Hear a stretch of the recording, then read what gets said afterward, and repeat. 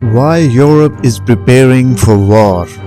War to the North Atlantic Alliance's doorstep, altering the political military dynamics between NATO and its neighbor to the east. Important thing is how quickly Russia can rebuild its military and how quickly NATO can rearm, especially the European allies. A credible assessment of the speed with which Russia can reconstitute and expand its military, especially its land forces component, is crucial to accurately assessing NATO's overall force posture and ability to respond. Should Russia choose to attack a member of the alliance, the UK would only be able to fight Russia for 2 months according to the country's Deputy Chief of the Defense Staff, and Germany could do so only for 2 days due to the lack of ammunition on hand. This is while the world's geopolitical situation is the worst it's been in over 3 decades, with Russia's invasion of Ukraine, Israel fighting Palestine, and all trends pointing to China trying to take Taiwan in the near future. As a response to this situation, European continent focusing on rearming itself in preparation for potential war and to fix the decades-long decline in Europe's collective firepower. But how Europe's military power deteriorated to this point, and how fast Europe can rebuild its power. In early 2023, US intelligence officials testified to the Senate Armed Services Committee that it would take a decade or more for Russia to totally recover from the losses it had sustained in Ukraine. But the situation is changing quickly. Months later, the German Council on Foreign Relations estimated that it would likely take 5 to 8 years for Russia to rebuild. As Russia has allocated $160 billion this year alone for additional defense spending, and recently frontline allies on NATO's eastern flank have warned that the timeline could be much shorter. Jake Savera, head of Poland's National Security Bureau, believed the alliance has a 3-year window to prepare for war with Russia.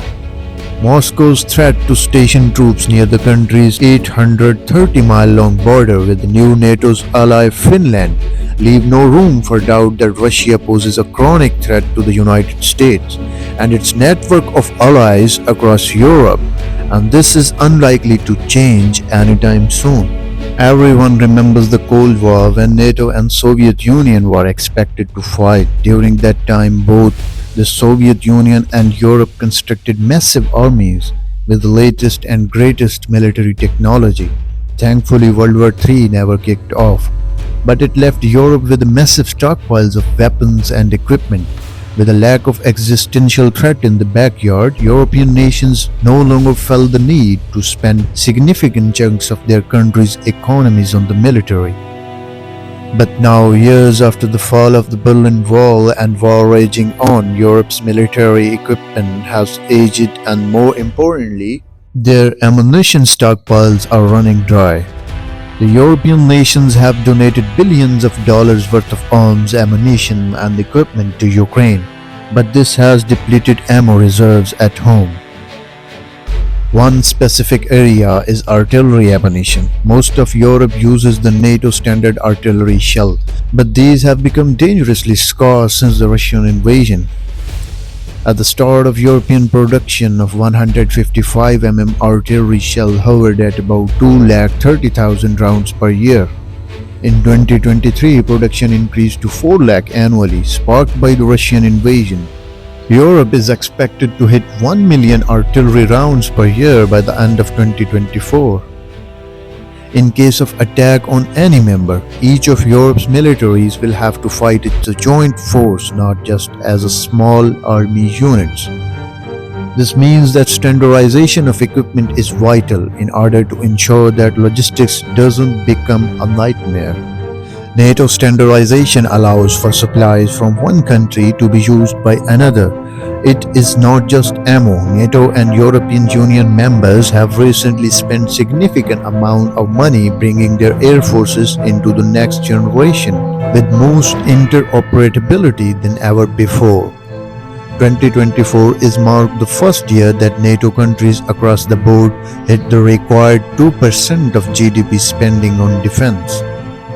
And much of that has gone towards upgrading their fleets of aircraft.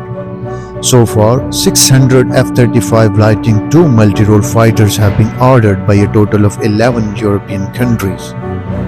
The decision across the board to adopt the F-35 will help streamline logistics. The reason Europe has put a bigger emphasis on its air force is largely due to Russia's advantages in the world of hypersonic missiles, giving them the ability to strike targets too quickly. Buying stealth fighter capable of carrying cruise missiles allow Europe to gain similar ability to strike targets in contested airspaces. The UK pledged $1.3 billion toward the development of domestically produced hypersonic missiles. The European Defence Fund, or EDF, has allocated $1.2 billion to develop joint EU and NATO long-range fire capabilities, specifically in creating hypersonic missiles and counter-drone technology.